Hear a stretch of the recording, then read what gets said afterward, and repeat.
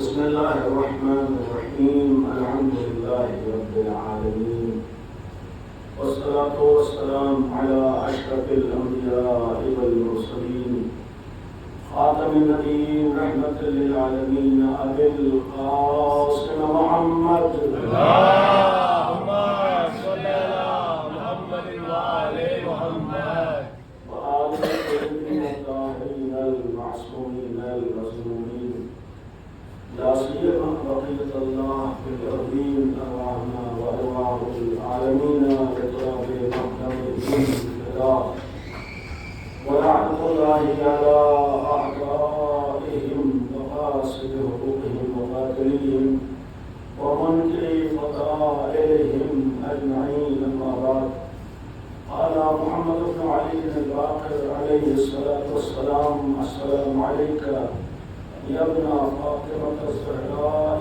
سيدة نساء العالمين. اللهم صل على محمد وآل محمد. آسرائے نام محمد باقر علیہ السلام. اللهم صل على محمد وآل محمد. سے مروی زیارت عاشورہ کے ذریعے میں آپ کے سامنے اسی کلمات کی روشنی میں کچھ باتیں بیان کرنے کی کوشش ہے. اس زیارت میں امام حسین کی عظمت اور فضیلت کو بیان کیا گیا ہے اور بہت سے صفات اور خصوصیات کو امام نے پیش کیا ہے. ان صفات و خصوصیات کا ایک مقصد یہ ہے کہ ہم امام حسین کو پہچانے، امام حسین کی معرفت ہو، اور امام حسین کے پہچاننے کے ذریعے، معرفت کے ذریعے ہم پھر آگے قدم بڑھا سکتے ہیں. یعنی معرفت امام حسین اس لیے ضروری ہے کہ ہمیں معرفت امیرالمومنین ہو جائے. معرفت امام علی امیرالمومنین اس لیے ضروری ہے کہ ہمیں معرفت رسول ہو جائے. معرفت رسول اس لیے ضروری ہے کہ ہمیں معرفت خدا ہو جائے. اس زیارت کی کلمات کا مقصد یہ ہے کہ ہم امام حسین کے ذریعے سے خدا تک پہنچ سکیں، ہماری امام حسین کی معرفت کے ذریعے سے معرفت خدا ہو سکے، ہم امام حسین کو پہچاننے کے ذریعے سے خدا کو پہچان سکیں.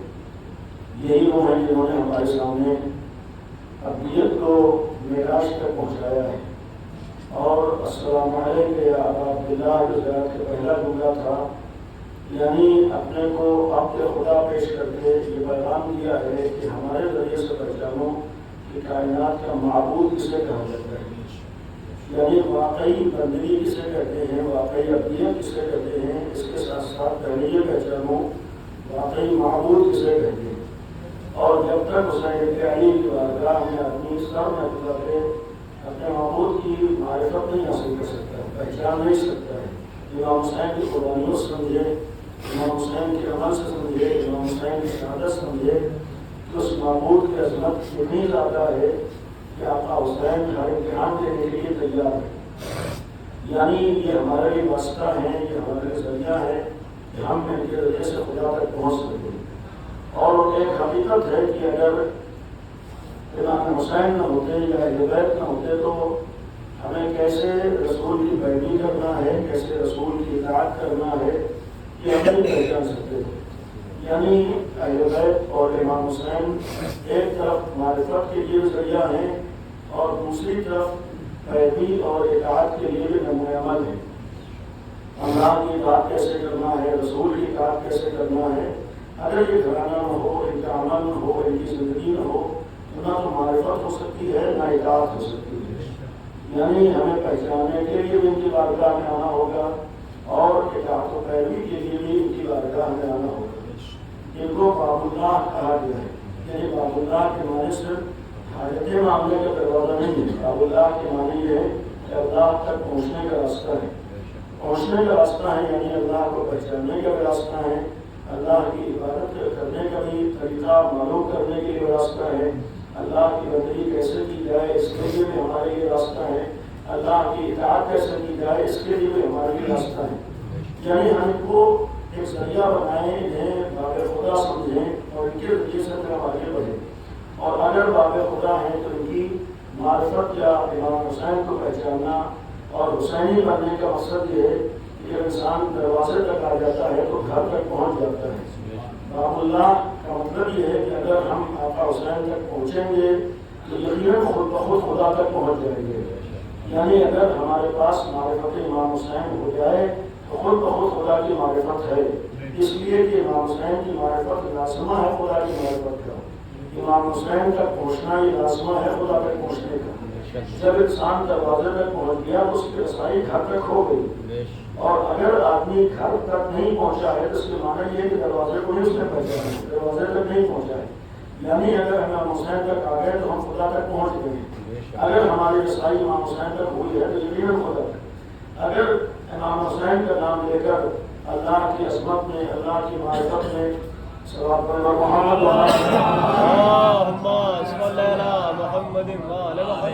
تو بات ایک معنی یہ ہے کہ اگر امام حسین تک پہنچ کر امام حسین کا نام لے کر ہماری معرفت خدا میں اضافہ نہ ہو، اللہ کی بندگی میں اضافہ نہ ہو، اس کے معنی یہ ہے کہ ہم امام حسین تک نہیں پہنچے، ہم امام حسین کی بارگاہ میں نہیں حاضر ہو پائے، ہم حقیقی معنی میں حسینی نہیں بن پائے۔ اس لیے کہ لازم و ملزوم کے معنی یہ ہوتے ہیں کہ اگر ایک چیز ہے تو دوسری چیز کا ہونا ضروری ہے۔ یعنی اگر امام حسین باب اللہ ہے تو حسینی ہونے کا مطلب ہے خدائی ہونا ضروری ہے۔ معرفت حسین کا مطلب ہے معرفت خدا ہونا لازم ہے۔ امام حسین تک آنے کا مطلب ہے کہ پھر اللہ کی اطاعت تک پہنچنا ضروری ہے۔ تو یقیناً اہل بیت ہیں، اہل مومنین ہیں، اور بالخصوص اس عزاداری کے دنوں میں ہمارے لیے امام حسین کی ذات ہے جو وسیلہ ہے، امام حسین کی ذات ہے جو واسطہ ہے۔ زیارت عاشورہ کے یہی ایک مفہوم ہے کہ ہم امام حسین کو پہچانیں، صرف الفاظ زبان پر نہ ہو بلکہ معلوم ہو ہم کن امام کی زیارت کر رہے ہیں، صرف الفاظ زبان پر نہ ہو بلکہ ہمیں پتہ ہو کہ کس امام کی ہم عزا برپا کر رہے ہیں، صرف الفاظ زبان پر نہ ہو بلکہ یہ معلوم ہو کس امام کے نام پر ہم کربلا کی تمنا رکھتے ہیں، صرف نام زبان پر نہ ہو بلکہ یہ معلوم ہو کس آقا کی بارگاہ میں ہم خراج عقیدت پیش کرتے ہیں، کس کے غم میں ہم مبتلا ہوتے ہیں، کس کے غم میں ہم آنسو آتے ہیں، کس کے غم میں ہمارے یہاں گریا ہے۔ جب تک معرفت نہ ہو یہ گریا بھی کمال تک نہیں پہنچ سکتا ہے، جب تک امام حسین کی معرفت نہ ہو اس وقت تک یہ عذاب بھی کمال تک نہیں پہنچ سکتی۔ اور اگر امام حسین ہمارے ذریعہ ہیں اور واسطہ ہیں، ہر امام ہمارے لیے واسطہ ہے، کیسے خدا کی اطاعت ہوگی یہ ہمیں بتائیں گے، کیسے رسول کی اطاعت ہوگی یہ ہمارے لیے عمل بنیں گے۔ یعنی اگر یہ ہٹا دیا جائے تو نہ رسول کی معرفت ہے نہ اللہ کی معرفت، اگر یہ ہٹا دیا جائے تو نہ رسول کی اطاعت ہے نہ اللہ کی اطاعت ہے۔ تو ایک سوال یہ ہے کہ اگر ہمارے یہ سب کچھ ہے، یہ ہمارے وسیلہ ہے، یہ ہمارے واسطہ ہے، تو پھر امام حسین کی عظمت کی معمولی نہیں ہے۔ یہ خود زیارت عاشورہ کے کلمات گواہ ہے کہ امام حسین کو بھی پہچاننا آسان نہیں ہے۔ جیسے اللہ کو پہچاننا واجب تو ہے لیکن ہمارے اختیار اور ہمارے بس میں نہیں ہے، ہم واسطے سے اللہ تک پہنچیں گے تب اللہ کو پہچان سکتے ہیں۔ ہمارے لیے اطاعت ضروری ہے لیکن کیسے اطاعت کریں گے، ہم اہل بیت کو سامنے رکھیں گے تبھی سمجھ میں آئے گا اطاعت کیسے کی جاتی ہے، ہم اہل بیت کو نگاہوں میں رکھیں گے تبھی سمجھ میں آئے گا کیسے عبادت کی جائے گی، اہل بیت کو نگاہوں میں رکھیں گے تبھی سمجھ میں آئے گا کہ اللہ والا کیسے بنا جائے، اہل بیت کو نگاہوں میں رکھیں گے تبھی سمجھ میں آئے گا کہ کیسے اللہ کی پیروی ہو سکتی۔ تو ظاہر سی بات ہے کہ اگر اہل بیت ہمارا سب کچھ ہے تو اتنا یقین ہے کہ اہل بیت تک پہنچ جانا بھی ہر ایک کے بس میں نہیں ہے، اہل بیت کو سمجھ لینا بھی ہر ایک کے بس کی بات نہیں ہے، اہل بیت کی معرفت کا حق ادا کر لینا بھی ہر ایک کے بس کی بات نہیں ہے، چاہے اگر مومین ہو یا امام حسین ہو یا امام حسن ہو۔ یہ معمولی انسان نہیں ہے کہ ہر آدمی یہ پہچان لے، آج ایک معمولی شاعر کو لوگ نہیں پہچان پاتے، ایک معمولی ڈاکٹر کی معرفت ہر آدمی کو نہیں ہو پاتی ہے، ایک معمولی منصب والے کی معرفت، صاحب کمال کی معرفت ہر ایک کو نہیں ہو پاتی ہے۔ جب دنیاوی کمالات والوں کی معرفت ہم لوگوں کو آسانی سے نہیں ہو پاتی ہے تو جسے اللہ نے کمالات دیے ہوں اس کی معرفت ہر ایک کو نہیں ہو سکتی، جسے اللہ نے کمالات سے نوازا ہو اسے آسانی سے کوئی پہچان نہیں ہو سکتا ہے۔ لہٰذا اگر سب کچھ ہمارے لیے امام حسین ہے، سب کچھ ہمارے لیے اہل بیت ہے، سب کچھ ہمارے لیے امیر المومنین ہے، تو ظاہر سی بات ہے کہ ہم یا تو اس حد تک پہنچ جائیں کہ امام حسین کو پہچان لیں، ہم اس حد تک پہنچ جائیں کہ امام علی کو پہچان لیں، ہم اس حد تک پہنچ جائیں کہ ہمیں اہل بیت کی معرفت ہو جائے۔ لیکن جب خود مولا کائنات نے جملہ فرما دیا لا یبقی الی الطیر کہ تمہاری فکر بھی وہاں تک نہیں پہنچ سکتا ہے، تمہاری سوچ بھی وہاں تک نہیں پہنچ سکتی، تو اگر ہمیں حق اطاعت ایمان بھی ادا کرنا ہے، ہمیں حق معرفت بھی ادا کرنا ہے، ہمیں پیروی بھی کرنا ہے۔ ظاہر سی بات ہے مخلوق ہو کر خالق تک ہم نہیں پہنچ پائیں گے، ہم اللہ کے اطاعت کو پہچان نہیں سکتے، کیسے پیروی ہو، کیسے معرفت ہو، کیسے اطاعت ہو، کیسے ہمارے لیے پیروی کی جائے۔ جب واجب ہے، جب لازم ہے، تو یقیناً ایک نہ ایک ہمارے سامنے راستہ ہو کہ جس کو نگاہوں میں رکھ کر ہم اہل بیت کو پہچان سکیں۔ یعنی اگر اہل بیت ہمارے سب کچھ ہیں، اگر امام حسین باب اللہ ہے، ان کے ذریعے سے ہم رسول تک پہنچیں گے، ان کے ذریعے سے خدا تک پہنچیں گے، تو امام حسین بھی معمولی انسان نہیں ہے، امام حسین بھی معمولی چیز نہیں ہے۔ امام حسین کی اطاعت کے لیے، امام حسین کی پیروی کے لیے، امام حسین کو پہچاننے کے لیے ہمارے سامنے کوئی نہ کوئی ایک ایسا وسیلہ ہو، کوئی نہ کوئی ایک ایسا ذریعہ ہو، کوئی نہ کوئی ایک ایسا راستہ ہو جس کو نگاہوں میں رکھ کر ہم امام حسین کو پہچان سکیں۔ یعنی کوئی ہمارے سامنے ایسا نمونہ عمل ہو، ایسا ہمارے سامنے آئیڈیل ہو، اس لیے کہ امام حسین کو اللہ نے معصوم بنایا، امام حسین کو اللہ نے کمالات دیے، اہل بیت کو اللہ نے فضائل عطا کیے، آل محمد کو اللہ نے اپنے صفات کا مظہر بنایا۔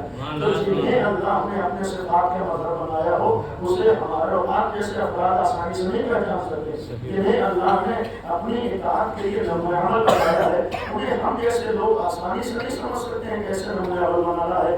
تو جس طریقے سے اللہ نے اپنی معرفت کے لیے ہمارے اوپر ایک احسان یہ کیا تھا کہ علی اور اولاد علی جیسے افراد کو واسطہ بنایا ہے کہ تم انہیں دیکھ کر خدا کو پہچان سکو، ان کی اطاعت کے ذریعے سے خدا کی اطاعت کر سکو، ان کی پیروی کے ذریعے سے خدا کی پیروی کر سکو۔ تو اللہ نے ایک احسان ہمارے اوپر یہ بھی کیا ہے کہ ہم کیسے امام حسین کو پہچانیں، کیسے امام حسین کی اطاعت کریں، کیسے امام حسین کی پیروی کریں، کیسے ہم عشق حسین اپنے دلوں میں رکھیں یا کیسے اپنے کو حسینی بنائیں۔ اس کے لیے جو اللہ نے ہمارے اوپر ایک احسان کیا ہے وہ قاضی ابوالفضل عمار جیسے ذات کو ہمارے سامنے پیش کیا ہے اور اسے ہمارے عمل بنایا ہے، اسے ہمارے لیے آئیڈیل بنایا ہے۔ یعنی عباس ابن علی کی بارگاہ میں آؤ تب سمجھ میں آئے گا حسینی کسے کہتے ہیں، عباس ابن علی کو پہچانو تب معلوم ہوگا مولا حسین کسے کہتے ہیں۔ جیسے میں نے عرض کیا کہ باب اللہ کے معنی یہ ہے کہ پہلے علی و حسین کے دروازے پر آئے تب معلوم ہوگا خدا کسے کہتے ہیں۔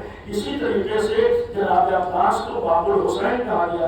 باب الحسین کے معنی یہ ہے کہ پہلے در عباس پر آؤ تب معلوم ہوگا حسین کسے کہتے ہیں، پہلے معرفت عباس حاصل کرو تب معلوم ہوگا معرفت حسین کسے کہتے ہیں، پہلے قاضی عباس کی اطاعت کرو تب معلوم ہوگا امام کی اطاعت کسے کہتے ہیں۔ یعنی بلا تشبیہ اگر آل محمد نہ ہوتے تو معرفت خدا نہیں ہو سکتی تھی، اگر آل محمد نہ ہوتے تو اللہ کی اطاعت کا ہمارے سامنے کوئی نمونہ نہیں ہو سکتا تھا۔ اسی طریقے سے اگر کائنات میں جناب عباس نہ ہوتے تو ہمارے سامنے معرفت اہل بیت کا کوئی نمونہ واقعی مانند نہیں ہو سکتا تھا۔ اگر جناب عباس نہ ہوتے تو ہمارے لیے اطاعت اہل بیت کا کوئی نمونہ نہیں تھا۔ یہ جناب عباس کوئی معمولی انسان نہیں ہے، جناب عباس وہ ہے کہ جو آج ہمارے معرفت حسین پیاری کا ذریعہ ہے، اور یہی تو وجہ ہے کہ ذات گرامی نے اپنے کو وہاں تک پہنچایا ہے کہ آج آسان نہیں ہے کہ ہر ایک جناب عباس کو بھی آسانی سے پہچان لے۔ غازی عباس کو پہچاننے کے لیے بھی آج ہمیں کسی لائق بننا ہوگا تاکہ ہمیں غازی عباس کی معرفت ہو جائے، ہمیں اپنے کو وہیں تک پہنچانا ہوگا تاکہ مولا عباس کو ہم پہچان سکے۔ اور یہ جو زیارت کا جملہ تھا کہ اہل بیت کی معرفت اور اہل بیت کی عصمت کا ایک پہلو یہ ہے کہ اللہ نے انہیں علی کا بیٹا بتایا ہے۔ السلام علیکم یا امیر المومنین، یہی تو تھا۔ یعنی عظمت امام حسین کا ایک پہلو یہ ہے کہ علی کے بیٹے ہیں، عظمت امام حسین کا ایک پہلو زیارت عاشورہ میں یہ ہے کہ فاطمہ زہرا کے بیٹے ہیں۔ یعنی یہ بھی ایک عظمت کا پہلو ہے کہ علی کی اولاد ہو جانا، فاطمہ زہرا کا بیٹا ہو جانا، یہ معمولی شرف نہیں ہے، یہ معمولی مرتبہ نہیں ہے، لیکن یہ بھی ایک قابل غور ہے کہ جناب عباس میں کسی اہل بیٹے کی اولاد نہیں ہے، جناب عباس کو بھی علی ابن ابی طالب نے اپنا بیٹا کہا ہے۔ اس لیے کہ جس پر جناب عقیل سے تمنا کی تھی کہ عقیل میری شادی کسی ایسی جگہ کرا دو کہ جہاں پر عباس جیسا بیٹا پیدا ہو، تو کسی نے تعجب سے کہا تھا مولا آپ کے پاس حسن حسین جیسے بیٹے ہیں، تب آپ بیٹے کی تمنا کر لیں۔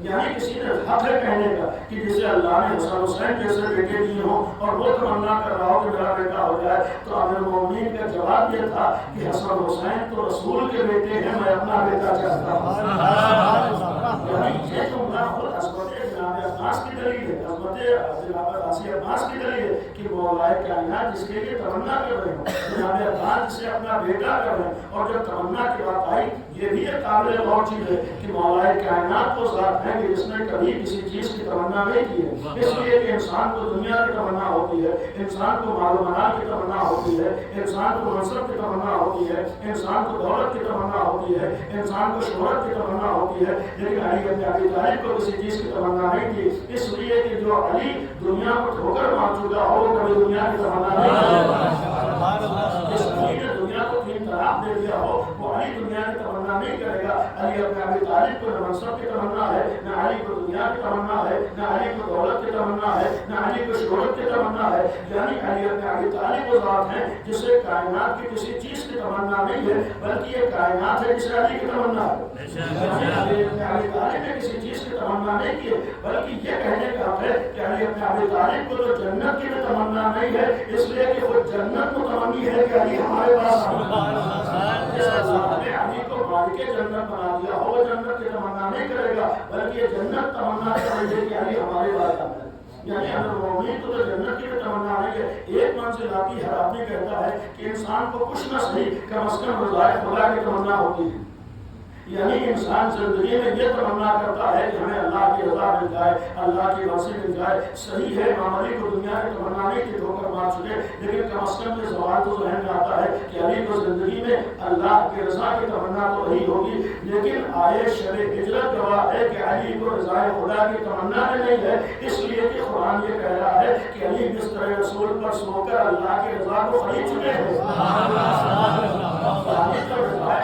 مالک بن چکا ہو، قرآن کہہ رہا ہے جو رضائے خدا کو خرید چکا ہو اب اسے رضائے خدا کی تمنا نہیں ہے، اللہ خود اسے اپنی رضا کا مالک بنا چکا ہے۔ تو اب سوال یہ ہے کہ نہ تو اسے دنیا کی تمنا ہے نہ اسے رضائے خدا کی تمنا ہے۔ ہاں جسے کسی چیز کی تمنا نہ تھی اس نے کائنات میں ایک تمنا کی ہے کہ علی میری شادی کسی ایسی جگہ کرا دو جہاں عباس جیسا پیدا ہوتا ہو۔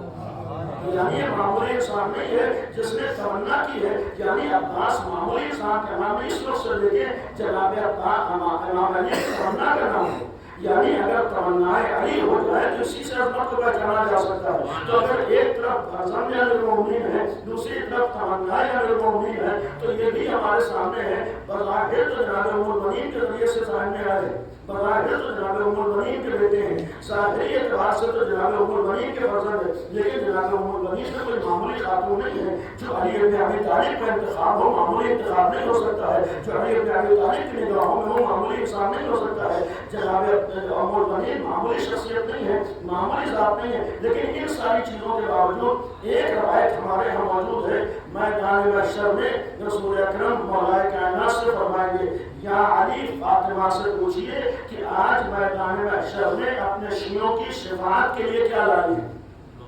یعنی یہ ہمارے روایت ہے کہ مولا کائنات کو رسول اکرم بھیجیں گے یا علی فاطمہ سے پوچھئے کہ اپنے شیعوں کی شفاعت کے لیے کیا لائی ہے۔ وہاں روایت کے الفاظ یہ ہیں کہ صدیقہ طاہرہ فرمائیں گی یا علی بابا سے فرما دیجئے کہ آج کے دن میرے شیعوں کی شفاعت کے لیے میرے بیٹے عباس کے بازو کافی ہیں۔ یعنی یہ جملہ جناب عباس کی شہادت، جناب عباس کی عظمت اور جناب عباس کے بازو تو اپنی جگہ پر، لیکن صدیقہ طاہرہ کے الفاظ یہ ابنی یعنی لفظ استعمال کیا میرے بیٹے عباس کی۔ اب آپ احساس سے بتائیے جو ایک طرف علی بن ابی طالب کا بھی فرزند ہو اور دوسری طرف صدیقہ طاہرہ جسے اپنا بیٹا کہہ رہی ہو اس کی عظمتیں کیا ہوگی، اس کا مرتبہ کیا ہوگا، اس کا کمال کیا ہوگا۔ لہذا تاریخ کربلا میں جناب عباس کو عظیم انسان کا نام ہے جس نے اپنے کو وہاں تک پہنچایا ہے کہ آج پوری دنیا کے لیے نمونہ عمل ہے۔ یہ باب الحسین کے معنی یہ ہے کہ اگر حسین کی معرفت حاصل ہو سکتی ہے تو پہلے غازی عباس کی معرفت حاصل کرو، جتنی تمہیں عباس ابن علی کی معرفت ہوگی اتنی ہی مولا حسین کی معرفت ہو سکتی ہے۔ اگر مولا حسین کی اطاعت و پیروی کرنا ہے جس کا قرآن نے حکم دیا ہے تو آؤ پہلے عباس ابن علی کی اطاعت و پیروی کرو، ان کی مرضی پر چلو، ان کو اپنے نمونہ عمل بناؤ، تب سمجھ میں آئے گا حسین ابن علی کی معرفت کسے کہا جاتا ہے۔ لہذا یہ اگر غازی عباس کی عظمتوں کا سوال ہے تو روایات میں جتنی عظمتیں مولا عباس کے لیے بیان ہوئی ہیں کسی اور کے لیے نہیں ہے۔ اور پھر کل میں نے اشارہ کیا تھا کہ اہل بیت نے کبھی خاندان پرستی نہیں کی ہے، اہل بیت نے کبھی اپنا پرایا نہیں دیکھا، بلکہ انہوں نے جو کہا ہے وہی کہا ہے جو حق ہے۔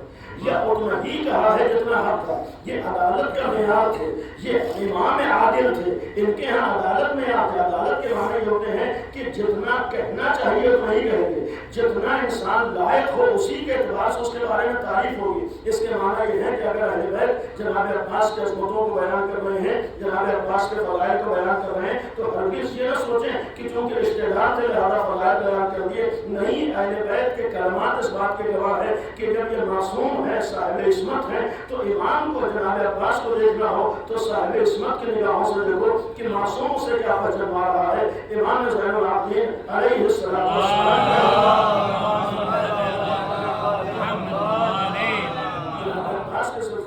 سجاد کے جو جملات ہیں کہ ہمارے چچا عباس اِنَّ حَمِّ العباس کَانَ نَافِذَ الْوَسِیلَہ, یعنی خود جناب امام سجاد فرما رہے, امام وقت ہیں, معصوم ہیں, اللہ کے ولی ہیں. ان کے جملات یہ ہیں کہ کان حَمِّ العباس نافذ الوسیلہ, ہمارے چچا عباس بابصیرت تھے, باشعور تھے.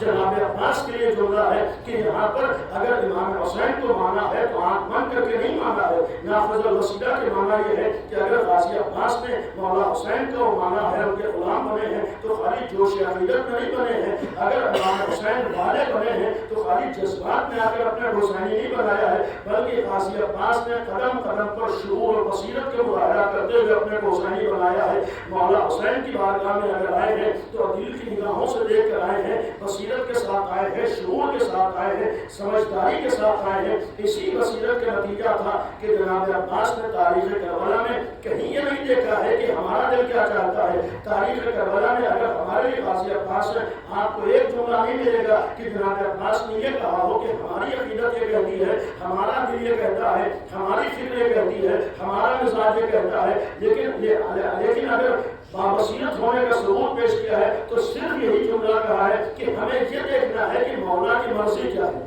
بصیرت کا ایک معیار غازی عباس نے جو پیش کیا ہے, آج ہمارے جو نمونہ عمل بنے ہیں کہ یہ نہیں دیکھا ہے کہ مولا عباس کے مقابلے میں ہمیں کیا کہنا ہے, بلکہ یہ دیکھنا ہے کہ مولا کی مرضی کے مطابق کیسے چلنا ہے. تو یہ ایک بابصیرت ہونے کا مظاہرہ تھا. اور دوسرا بابصیرت ہونے کا مظاہرہ غازی عباس کی زندگی میں یہ بھی ہے کہ اگر کبھی دشمن نے بظاہر ہمدردی کا مظاہرہ کیا ہے تو دشمن کی ہمدردی پر لات مارتے ہوئے ایک پیغام دیا ہے کہ اگر آل محمد سے دور کرنے کے لیے ظاہری طور پر دشمن ہمدردی کا مظاہرہ کر رہا ہو تو ہم سچے حسینی اسی وقت ہوں گے کہ دشمن کی چالوں کو پہچان لے, اس کی ہمدردی کے جھانسے میں نہ آئے, اس کے بہکاوے میں نہ آئے, بلکہ دشمن کی بظاہر ہمدردی پر ٹھوکر مارتے ہوئے اپنے کو حسینی باقی رکھے. تاریخ کربلا میں دو موقعوں پر امام حسین کے لیے امان نامے کا تصور ملتا ہے, امان نامے کا تذکرہ ملتا ہے. بظاہر امام جناب عباس سے ہمدردی کا مظاہرہ ہوا, ہم آپ کی جان بچانا چاہتے ہیں, ہم آپ کی بھلائی چاہتے ہیں, آپ کی جان ہلاکت میں نہ پڑے, ان کے اعتبار سے آپ قتل نہ کیے جائیں, آپ شہید نہ کیے جائیں, آپ کو سختیوں سے نہ گزرنا پڑے. لہذا آپ کی ہمدردی کے لیے ہم چاہتے ہیں کہ آپ آ جائیے ہمارے ساتھ, آپ کے لیے ہم نے امان نامہ دے دیا ہے, آپ محفوظ رہ جائیں گے, آپ بچے رہ جائیں گے. لیکن بابصیرت ہونے کا جو مظاہرہ جناب عباس نے فرمایا ہے, جملہ یہ کہا تھا کہ تجھ پہ بھی لعنت ہے, تیرے امان نامے بھی لعنت ہے, اس لیے کہ جو چیز ہمیں حسین سے دور کر دے یہ ہمدردی نہیں ہوتی ہے بلکہ یہ دشمنی ہوا کرتی ہے. غازی عباس نے رہتی دنیا تک ہمیں پیغام دے دیا کہ اگر کوئی تمہیں بظاہر ہمدردی کا تم سے مظاہرہ کر رہا ہو تو اس کی ہمدردی کو نہ دیکھو, بلکہ یہ دیکھو کہ تم کو وہ حسین سے دور کرنا چاہتا ہے یا حسینی بنانا چاہتا ہے. دشمن کی ہمدردی کے بہکاوے نہ کر, دشمن کی بظاہر ہمدردی کا مظاہرہ دے کر ہم بھی سوچتے ہیں یہ ہماری ہمدردی کر رہا ہے, ہماری ہمدردی میں باتیں کر رہا ہے, ہمارے فائدے کی باتیں کر رہا ہے, ہمارے لیے مال و دولت کی باتیں کر رہا ہے, اس سے ہمیں اتنا فائدہ پہنچ رہا ہے. اگر غازی عباس کے ماننے والے ہیں تو دنیاوی دولتوں کو نہیں دیکھنا ہے. امام حسین کی بارگاہ میں رہ کر اگر فاتح کرنا پڑے تو غازی عباس کا اعلان یہ ہے کہ اگر دنیا میں کسی لائق بننا ہے تو آل محمد کے دروازے پر رہ کر فقیری میں شان سمجھنا, دنیا کی مال و دولت میں عزت نہ سمجھنا. ہے تو غازی عباس کی راہ پر چل کر ہے, اگر احترام ہے تو مولا حسین کی بارگاہ میں سر جھکا کر ہے. اور دوسرا جملہ فرمایا ان عمل عباس نافذ الوسیلہ وصلب الایمان, جو محفوظ ایمان والا ہے، مضبوط ایمان والا ہے. آپ سوچئے ایمان کسی کے ایمان کی گواہی دے دے. ایمان کا تعلق دل سے ہوتا ہے، ایمان کا تعلق انسان کے باطن سے ہوتا ہے، انسان کا تعلق انسان کے قلب سے ہوتا ہے. یہ امام سجاد فرما رہے ہیں. امام سجاد کے جملات نہیں ہے بلکہ ایک سند ہے کہ قاضی عباس کا معمولی ایمان نہیں تھا، معمولی ایمان کے حامل نہیں تھے، معمولی ایمان کے درجے کے اوپر نہیں تھے. اگر جناب عباس کے ایمان کو دیکھنا ہو تو مولا سجاد کے ذریعے سے پوچھو کہ مولا فرما رہے ہیں کہ نافذ الوسیلہ انتہائی باوسیلت بھی ہے اور صلب الایمان انتہائی مضبوط ایمان کے حامل بھی ہیں. یعنی ذرہ برابر ایمان میں کمی ہے. یعنی اگر کربلا میں جناب عباس کا بہترین کردار ہے تو شاید اس زیارت کا ایک مفہوم ہو اس بہترین کردار تک پہنچے کیسے ہیں، اس بہترین عمل تک پہنچے کیسے ہیں، اپنے کو وہاں تک کیسے پہنچایا ہے. پہلی چیز فرمائی بصیرت تھی، یعنی شعور تھا، سمجھداری تھی، جذبات کے بہاؤ میں بہنا نہیں تھا بلکہ عقل و فکر کا استعمال کرنا تھا، سوچ سمجھ کے آگے بڑھنا تھا اور ساتھ ہی ساتھ اپنے ایمان کی حفاظت کرنا تھی، صاحب ایمان ہو کر آگے بڑھنا تھا. نافذ الوسیلہ کے بعد صلب الایمان بھی فرمایا اور پھر یہ جملہ فرمایا جاہد مع عبد اللہ، امام حسین کے ساتھ جہاد کیا ہے. سوال یہ ہے کہ ظاہری اعتبار سے جناب عباس نے تو جہاد نہیں کیا ہے، ظاہری اعتبار سے جناب عباس نے تو جنگ نہیں کیا ہے، ظاہری اعتبار سے جناب عباس نے تلوار نہیں چلائی، لیکن امام سجاد فرما رہے ہیں کہ جناب عباس نے کربلا میں جہاد کیا ہے. یہی تو ہمارے نمونہ عمل ہے، یہی تو ہمارے پیغام ہے کہ جہاد کا مطلب صرف میدان میں آ کر تلوار چلا لینا نہیں ہوتا ہے، جہاد کا مطلب خالی مقابل سے آ کر لڑ لینا نہیں ہوتا ہے، جہاد کا مطلب ہمیشہ آستینیں چڑھا لینا نہیں ہوتا ہے. اگر امام سجاد نے سبق دی ہے کہ چچا عباس نے جہاد کیا ہے تو امام حسین نے تو انہیں تلوار نہیں دی ہے. اگر پانی لینے بھیجا ہے تو ایک ٹوٹا ہوا نیزہ دے کر بھیجا تھا اور دوسرے ہاتھ میں علم مشق دے کر گویا ہاتھوں کو باندھ دیا تھا. گویا مولا عباس نے کربلا میں جنگ نہیں کی ہے. جب مولا حسین عباس نے جنگ نہیں کی ہے تو پھر سوال یہ ہے کہ امام سجاد جو فرما رہے ہیں کہ چچا عباس نے جہاد کیا ہے، جہاد مع عبد اللہ، تو جہاد کا مطلب کیا ہے، جہاد کے معنی کیا ہے؟ پہلی چیز ہے کہ یہ جملہ اور یہ امام سجاد کے الفاظ اس بات کا گواہ ہے کہ اگر اسلامی نقطۂ نظر سے اسلام کو سمجھنا ہے تو جب تک کربلا میں نہ جاؤ تمہیں اسلام نہیں سمجھ میں آ سکتا ہے. آج پوری دنیا اسلامی مقدس حکم جہاد کو بدنام کرنا چاہتی ہے، دنیا جہاد کے اوپر اعتراضات کرتی ہے، جہاد کو غلط انداز سے پیش کرتی ہے. عزاداری کا ایک معنی یہ ہے کہ اگر اسلام کو سمجھنا ہے تو عزاداری میں آؤ، اگر اسلام کو سمجھنا ہے تو حسین کی بارگاہ میں آؤ، اگر اسلام کو سمجھنا ہے، اسلام کے جہاد کے مفہوم کو سمجھنا ہے تو حسین ابن علی کی بارگاہ میں سر رکھو. تمہیں داعش جیسے دہشت گردوں سے اسلام سمجھ میں نہیں آئے گا، ISIS جیسے دشمنان دین کے غلاموں سے اسلام سمجھ میں نہیں آئے گا. یہ یزید اور داعش جیسے لوگ تو اسلام میں اسی لیے لائے جاتے ہیں کہ ان کے عمل سے اسلام کو بدنام کروایا جائے، ان کی دہشت گردی سے اسلام کے اوپر الزام لگانے کا موقع دیا جائے. آج دنیا یہی سمجھتی ہے اسلام میں جہاد پایا جاتا ہے، اسلام جہاد کا حکم دیتا ہے. غلط فہمیاں یہ ہے کہ اسلام خالی کاٹ دینے کا حکم دیتا ہے، اسلام خالی تلوار اٹھا لینے کا حکم دیتا ہے. آؤ کربلا میں جہاد کسے کہتے ہیں؟ جہاد کے مفہوم کو سمجھنا ہو تو کربلا کے ذریعے سے سمجھو. جس نے کربلا میں تلوار نہیں اٹھائی ہے اس کے لیے امام سمجھ رہے ہیں کہ کربلا کا سب سے بڑا جہاد کرنے والا جناب عباس ہے.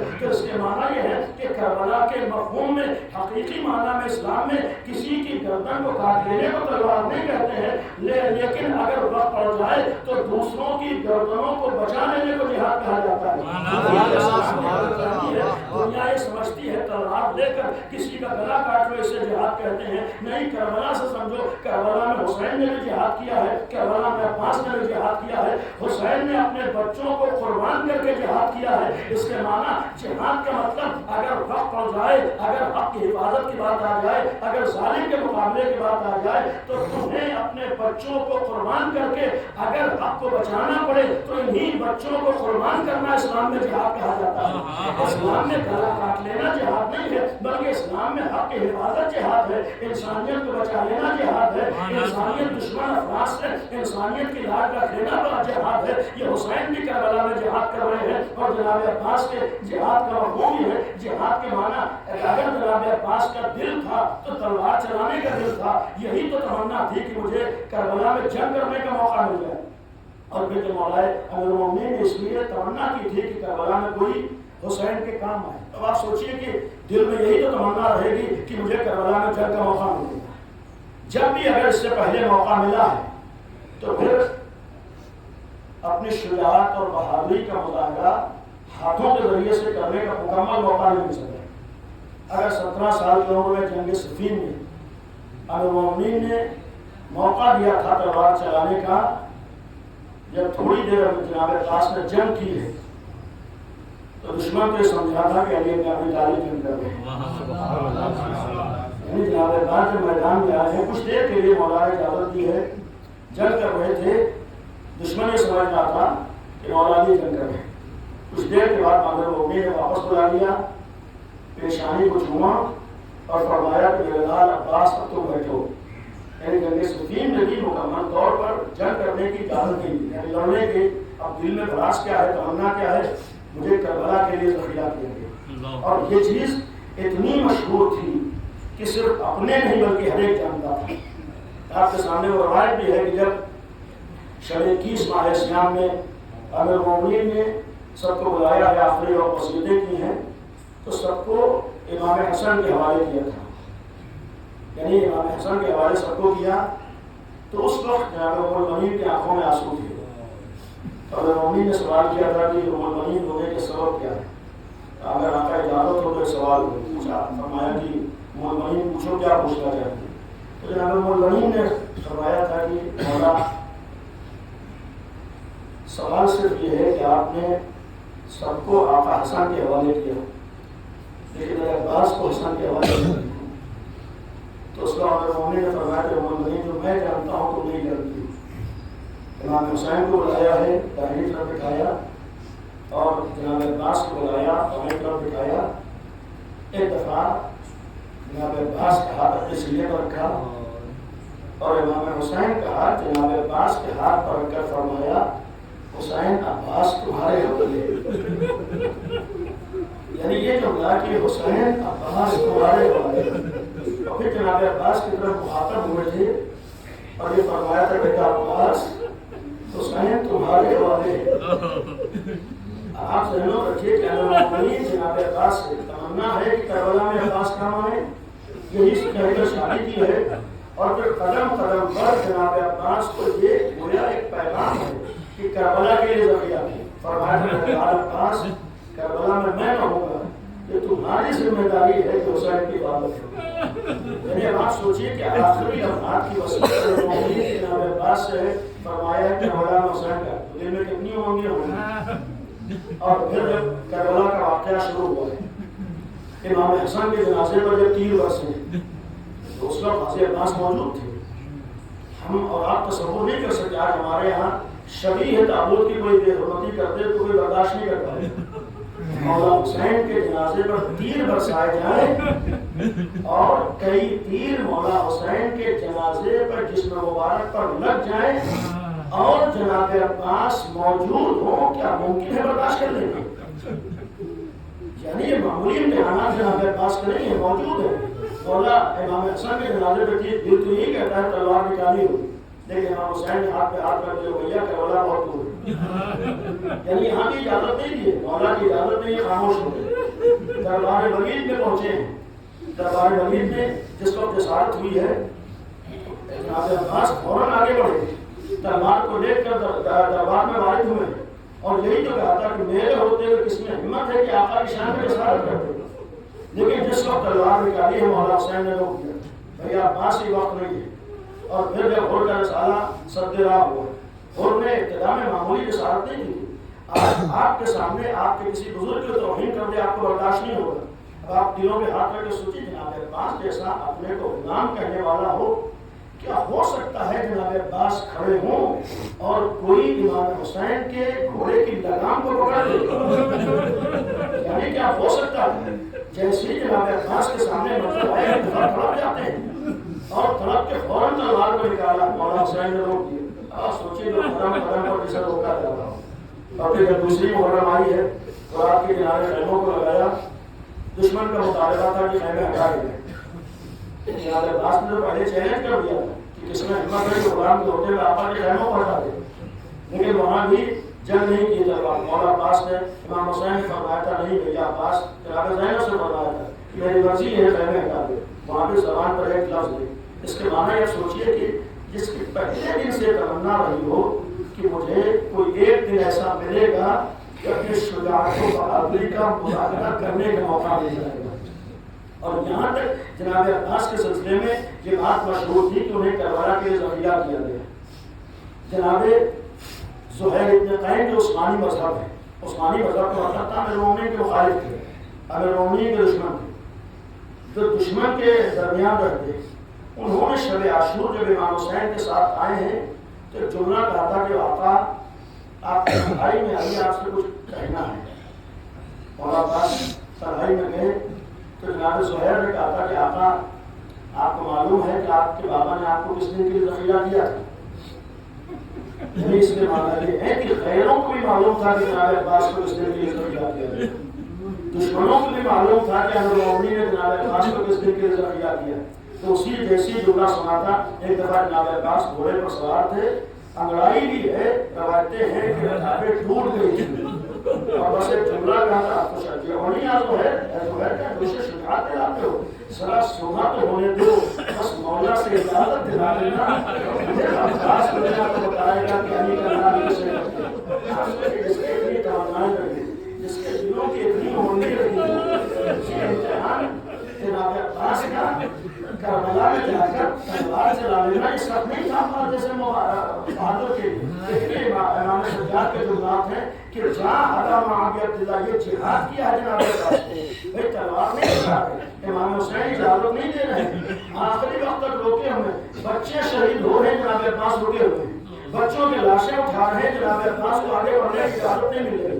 آپ دلوں پہ ہاتھ رکھ کے سوچئے جس کا جناب قاسم کا لاشا اٹھایا ہوگا کہ دل نہ تڑپ گیا ہوگا کہ میں زندہ ہوں حسن میں لایا شہید کر کے، یعنی تصور تک نہیں کیا جا سکتا۔ یہی تو مجھے تو اسی دن کے لیے کیا گیا بھائی مجھے کب موقع ملے گا، مجھے کب اجازت ملے گی بابا نے جہاد کے لیے۔ یعنی اس کے معنی یہ ہے کہ جہاد خالی تلوار چلا لینے کو نہیں کہتے ہیں، بلکہ جہاد کبھی کبھی اپنے جذبات پر قابو رکھ کر مولا کی مرضی کے مطابق عمل کرنے کو کہتے ہیں۔ اگر ہمارے نمونہ عمل جناب عباس ہیں، اگر ہمارے رعایت جناب عباس ہیں، تو جناب عباس نے یہی تو جہاد کیا۔ جہاد کے معنی یہ نہیں دیکھا ہے کہ ہماری تمنائیں کیا کہتی ہیں، یہ نہیں دیکھا ہے کہ ہمارا دل کیا کہتا ہے، یہ نہیں دیکھا ہے کہ ہمارا جوش کیا کہتا ہے، بلکہ یہ دیکھا ہے کہ ہمارا امام کیا کہتا ہے۔ اگر امام کی مرضی نہ ہو تو 3 دن سکینہ کو پیاس سے تڑپتا ہوا دیکھ لیں گے، ایک جملہ شکوے کا سوال میں نہیں آئے گا۔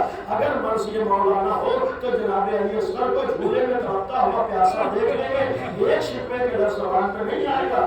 آخری لمحات میں آ کر جناب عباس نے جو مولا حسین سے جملہ فرمایا، یہ نہیں کہا کہ آقا اجازت دے دیجیے، یعنی مولا حسین سے اجازت نہیں مانگی ہے، بلکہ ایک جملہ فرمایا ہے کہ آقا لقد ذاق صدری، اے مولا اب تو سینہ تنگ ہوتا جا رہا ہے۔ اس کا ایک مفہوم ہے مولا اب نہیں برداشت ہو رہا ہے، بھائی تحمل کی بھی کوئی حد ہوگی ہے، آقا گویا مفہوم یہ رہا ہوگا، آقا میں نے 3 دن بچوں کو پیاسا دیکھ لیا ہے، آقا میں نے سکینہ کو پیاس سے تڑپتا ہوا دیکھا ہے، آقا بچے نے مجھ سے آگے کہتے ہیں چچا پیاس تمہارے ڈال دیا، آقا میں کتنا امتحان دوں، آقا میں کتنا برداشت کروں، شاید مفہوم ہو آقا میں نے محمد کے لاشیں اٹھائے، آقا میں نے قاسم کے لاشیں اٹھایا، آقا میں نے بچوں کو شجاعت کے فن سکھائے تھے، آقا میں نے اس عثمان کا استاد رہا ہوں، آقا کیا ہو سکتا ہے عباس جیسا چچا موجود ہو اور گھر کے بھتیجے شہید کیے جا رہے ہیں۔ آج ہمارے یہاں بھی کوئی یہ برداشت نہیں کر پائے، ہمارے ہوتے ہوئے ہمارے گھر کے بچے کو کوئی تماشا نہیں، ہمارے ہوتے ہوئے ہمارے گھر کے کسی کمسے میں کوئی سینے ڈالے، آج آپ برداشت نہیں کر پائیں گے، آج آپ کے نگاہوں کے سامنے قابل برداشت نہیں ہوگا۔ جناب عباس کے دل سے پوچھئے کہ جب یہ مناظر سامنے آتے تھے تو کتنا بڑا امتحان سر آپ کے لیے، اور اسی لیے امام سجاد نے فرمایا اصل جہاد یہ ہے کہ اپنے نفس پر قابو رکھا، اصل جہاد یہ ہے کہ اپنے خواہشات کو قابو رکھا، اصل جہاد یہ ہے جب یہ کہوں کہ اصل مولائی ہونے کا مفہوم یہ ہے کہ یہ نہیں دیکھا ہے کہ ہمارا دل کیا چاہتا ہے، بلکہ یہ دیکھا ہے کہ مولا کی مرضی کیا ہے۔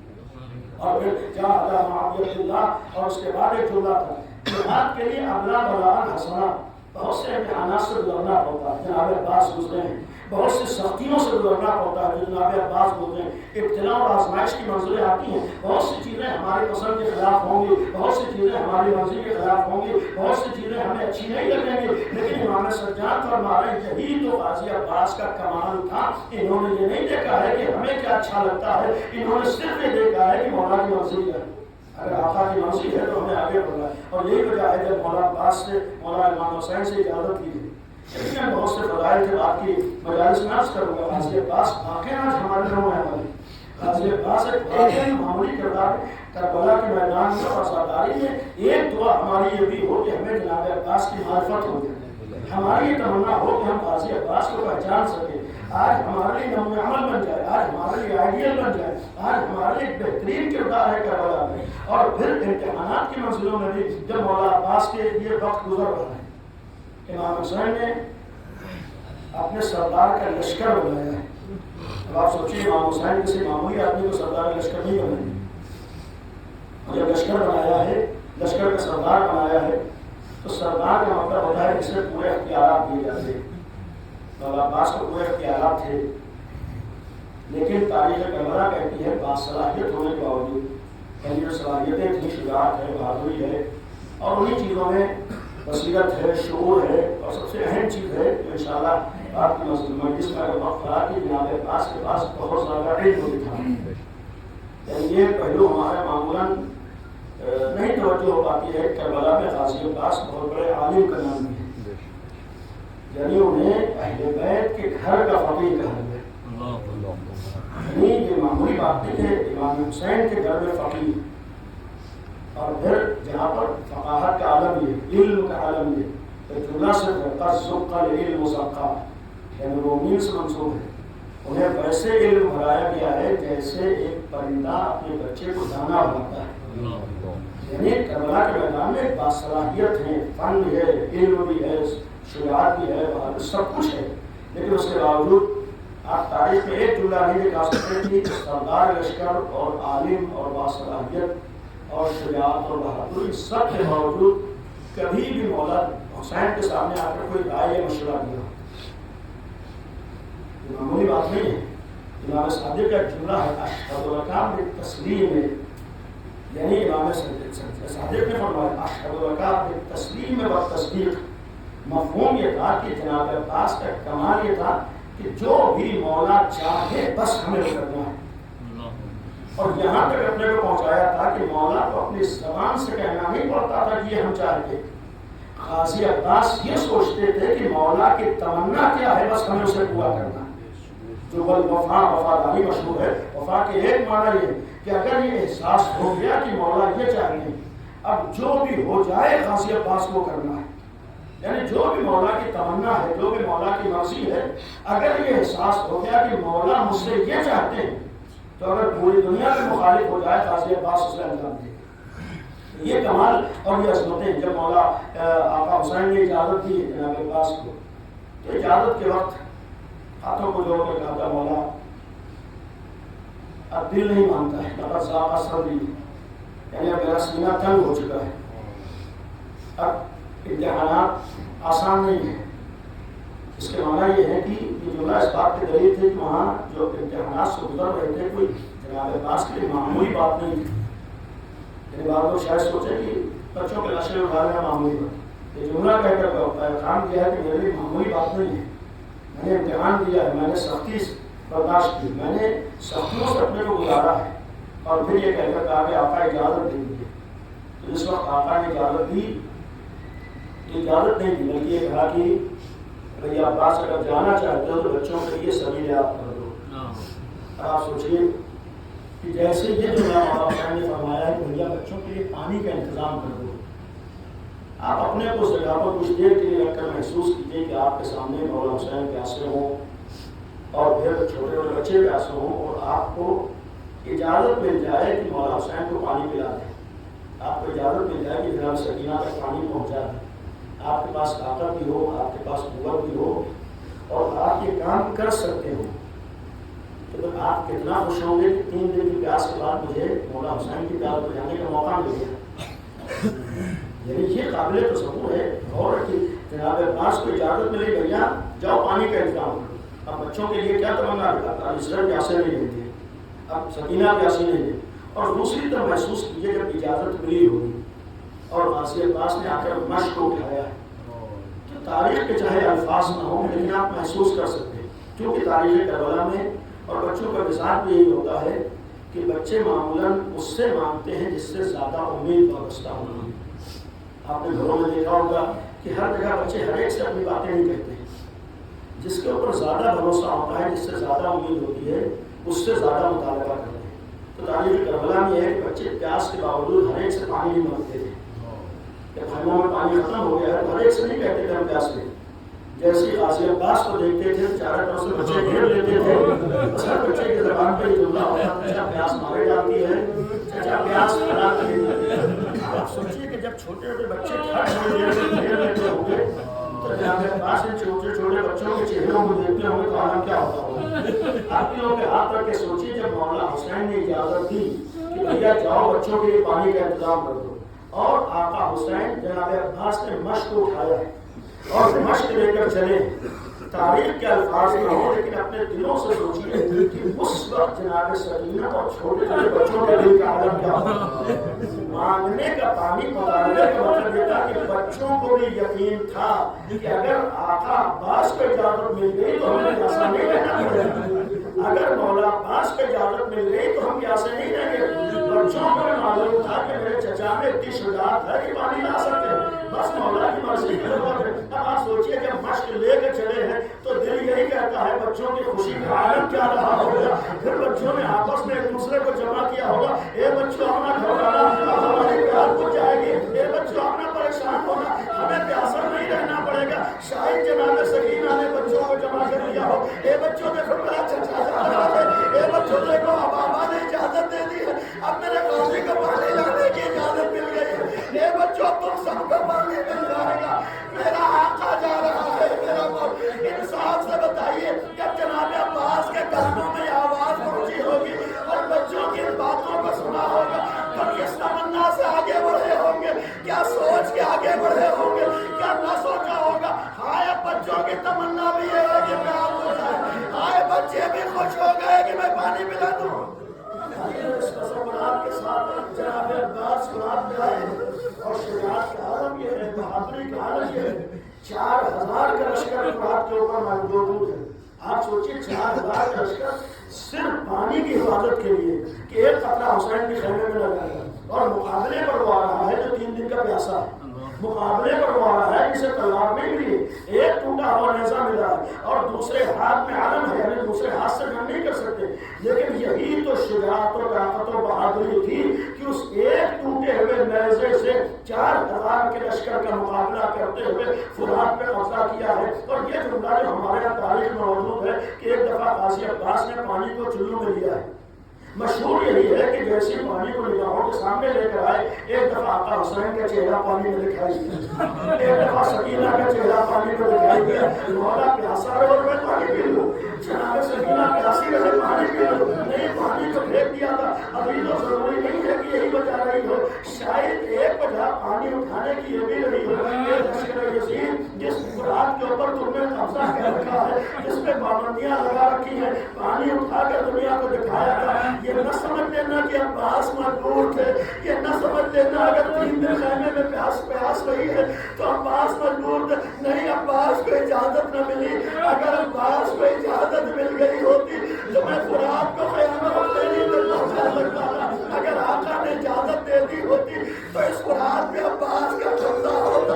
اے دشمنوں تم اس پہ ناز نہ کرو کہ تم نے قبضہ کر لیا ہے، تم نے حسین کے خیموں میں پانی نہ پہنچنے دیا، یہ تو عباس کا امتحان تھا کہ آقا نے اجازت نہیں دی ہے۔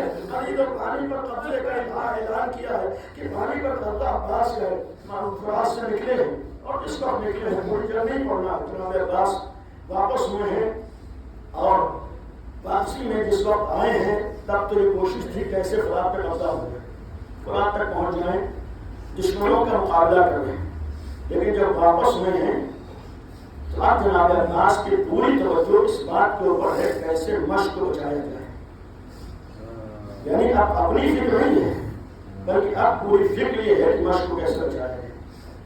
اور یہی چونکہ جب توجہ انسان کی بڑھتی ہے تو ایک روایت کے واقعہ یہ بھی ہے کہ جس وقت غازی عباس فراز سے اوپر آئے ہیں تو ایک دفعہ غازی کی نگاہ در خیمہ کی طرف گئی اور جیسے ہی فراز سے نکلے ہیں اور خیمے کی در پر نگاہ گئی تو در خیمہ کے اوپر ایک منظر دیکھا کہ چھوٹے چھوٹے بچے انتظار میں یہ منظر دیکھنا تھا کہ ایک دفعہ غازی طرف گیا۔ اب غازی کو اپنی فکر نہیں ہے کہ دربارے کریں گے، اب اپنا خیال نہیں ہے کتنے تیر برسیں، صرف خیال یہ کیسے میں یہ مشق بچوں تک پہنچا دوں۔ عزیز بچوں کی توجہ خیمے کی طرف ہے، بچوں کی طرف ہے، مشق کو بڑھانے کی طرف ہے، تو اسی اسنا میں دشمن کو موقع مل جاتا، ورنہ کسی دشمن میں اتنی ہمت نہیں تھی۔ غازی کی بڑی بات ہے، اتنی کسی میں ہمت نہیں تھی کہ غازی کے اوپر تلوار اٹھائے۔ عزیزوں جب توجہ بچوں کی طرف ہوئی ہے، پوری توجہ پانی کو بچانے اور مشق کو بچانے کی طرف ہوئی ہے، تو دشمن کو موقع ملا، چھپ کے ایک ایسا وار کیا ہے کہ میرا ہاتھ قلم ہو گیا، پھر بھی مشق کو بچاتے رہے، آگے بڑھے، سالم کو موقع ملا، بایاں ہاتھ پہ وار ہوا، بایاں بازو میں قلم ہو گیا۔ اب سوچو جس کے دونوں ہاتھ قلم ہو چکے ہوں، روایت کے الفاظ یہ ہے کہ جس وقت بازو قلم ہوا ہے تو بازوؤں سے خون اس طریقے سے بہ رہا تھا جیسے فوارہ جاری ہوتا۔ اب آپ سوچیے، آپ محسوس کر سکتے ہیں کچھ دیر سینہ زنی کرتے ہیں تو پیاس کا عالم کیا ہوتا ہے، اور جو 3 دن سے پیاسا ہو، جو مسلسل معاملہ کر رہا ہو، جو مسلسل میدان میں جا رہا ہو اور پھر اس کے دونوں بازو قلم ہو جائیں اور پھر اس شدت سے خون بہ رہا ہو تو خود اس کی پیاس کا عالم کیا رہا ہوگا۔ یعنی غازی عباس اب کس حد تک قاصر ہوں گے، مشق میں پانی موجود ہے لیکن پیاس کے باوجود پانی نہیں پی رہے، یہ پانی تو مولا کے قدموں تک پہنچانا ہے، یہ پانی تو سکینہ کے ہوٹوں تک پہنچانا ہے، یہ پانی تو علی اصغر تک پہنچانا ہے۔ عزیزو اب جب ہاتھ نہیں ہے تو کیسے مشق کو بچایا جائے؟ تاریخ نے ایک جملہ لکھا ہے کہ آقا عباس نے اپنے جسم مبارک کو مشق کے اوپر کر لیا کہ اگر تیر آ رہے ہیں تو میرے جسم پر جائے، اگر تلواریں پڑ رہی ہیں تو میرے جسم کے اوپر پڑے، اگر نیزے پڑ رہے ہیں میرے جسم کے اوپر پڑے، لیکن سکینہ کی مشق بچی رہے۔ عزیزو جہاں تک بڑھ سکتے تھے بڑھتے رہے، لیکن قیامت کی گھڑی وہ تھی جب ایک تیر مشق سکینہ پہ لگا، ادھر مشق سکینہ پہ تیر کا لگنا تھا۔ اب جو قدم خیام حسینی کی طرف بڑھ رہے تھے، مولا نے اخبار کے رخ کو موڑ دیا، اب زندہ رہنا نہیں چاہتے تھے، اب بچوں کے سامنے جانا نہیں چاہتے تھے۔ جب پانی بہ گیا تو باہر جا کے کیا کرے گا، جب مشق میں پانی نہ رہا تو خیمے میں جا کے کیا کریں گے؟ عزیزو خیمے میں مقدم میں واپس ہوئے ہیں، اب ایک مسئلہ ہے، بس دو جملے ہیں۔ آج 8ویں محرم ہے اور غازی عباس سے منسوب مجلس ہے، جناب عباس کا آج کے دن تذکرہ ہوتا ہے۔ ایک ماں کی تمنا بھی تھی میرے لال پر روئے گا کون، اور ایک عالم سے کہا تھا کہ میرے لال پر نہیں روتے ہو، آقا حسین پر گریہ کرتا ہوں۔ فرمایا تھا کہ نہیں میرے لال عباس میرا سبحاؤ، یعنی آج صدیقہ تعالیٰ کی نگاہوں میں بھی غازی کے مسائل ہیں۔ جناب سید کونین نے بھی کہا ہے کہ میرے لال عباس پر رو۔ عزیزو بس دو جملے ہیں، جناب عباس واپس ہو رہے اور جس وقت دشمنوں کی نظر ایک خالی تصور ہے، کربلا میں دشمنوں نے جملہ کہا تھا کہ ہم علی کی دشمنی میں حسین بن علی کو قتل کرنے کے لیے۔ اب آپ سوچیے جو دشمن اگر مومن کی دشمنی میں آیا، جب اس کے سامنے جناب عباس جیسا علی کا بیٹا تمنائے علی آیا ہوگا تو کیسے اپنے دلوں کی بھڑاس کو نکالنا ہوگا۔ یعنی یہ معمولی مصیبت نہیں تھی غازی عباس کی، اور پھر جو دشمن کبھی غازی عباس کے قریب آنے کی ہمت نہ کر سکتا ہو، پوری تاریخ عرب میں کسی شجاع اور بہادر میں ہمت نہیں تھی غازی عباس کے قریب آ جائے۔ لیکن بزدل دشمن کا ایک عمل یہ بھی ہوتا ہے کہ جب اپنے حساب سے سامنے والے کو یہ سمجھتا ہے کہ اب یہ تو تلوار چلا نہیں سکتا ہے، اب ہاتھ ہے نہیں، تلوار ہاتھوں میں ہے نہیں، نیزہ ہاتھوں میں ہے نہیں، تو دشمن قریب آیا ہے جس کے ہاتھ میں جو تھا اس نے ظلم کیا ہے۔ اور روایت کا جملہ یہ ہے کہ غازی عباس پر اتنی تلواریں زندگی میں پڑی ہیں، اتنے نیزے زندگی میں پڑے ہیں، اتنے تیر زندگی میں پڑے ہیں کہ پورا جسم چھلنی ہو چکا ہے۔ اور روایت کے الفاظ یہ ہیں فَقَطَّعُوهُ بِسُيُوفِهِمْ إِرْبًا إِرْبًا، جناب عباس کے جسم مبارک کو ان ملعونوں نے ٹکڑے ٹکڑے کیا ہے۔ اس عالم میں غازی عباس تھوڑے سے زمین پہ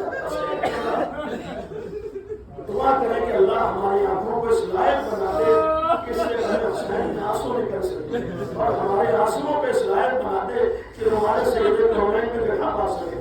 جس کو جناب عباس گھوڑے سے زمین پہ گرے، یہ آپ کو معلوم ہے کیسے گرے، وہ منظر آپ کے نگاہوں بس ایک تصور ہے.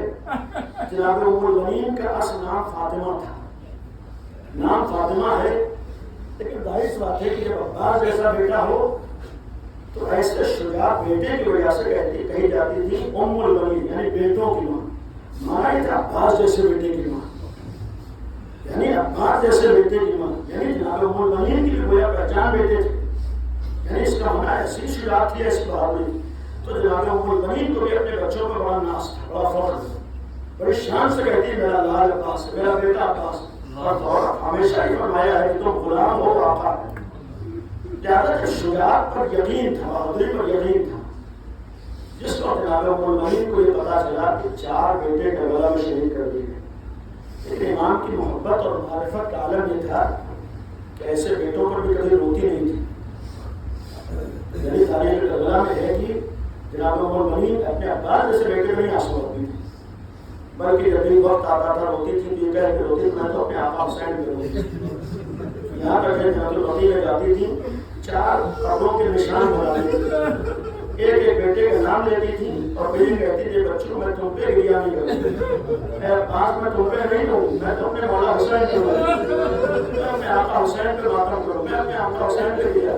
یعنی جس ماں نے کبھی اپنے بچوں پہ ماتم نہیں کیا، کبھی اپنے بچوں پہ نہیں کروں. غازی عباس کے مسائل سنے لیکن آنکھوں میں آنسو نہیں آتے. یہ کہتے میں تو مولا حسین پہ ماتم کروں گی، میرا آقا شہید کر دیا کہ میں مولا حسین پہ گریا کروں گی.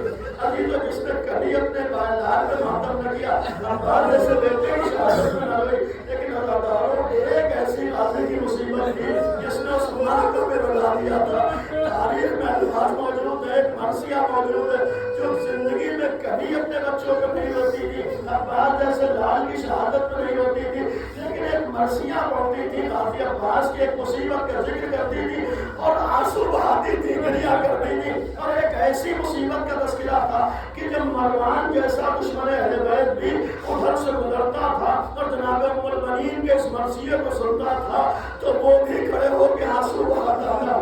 یعنی کون سی ایسی مصیبت ہے جس نے ماں کو بلا دیا، جس نے کبھی گریا نہ کیا؟ کون سے ایسے مسائل تھے جس کو سن کے تڑپ گئی؟ ایک مرثیہ پڑھا، مرثیہ یہ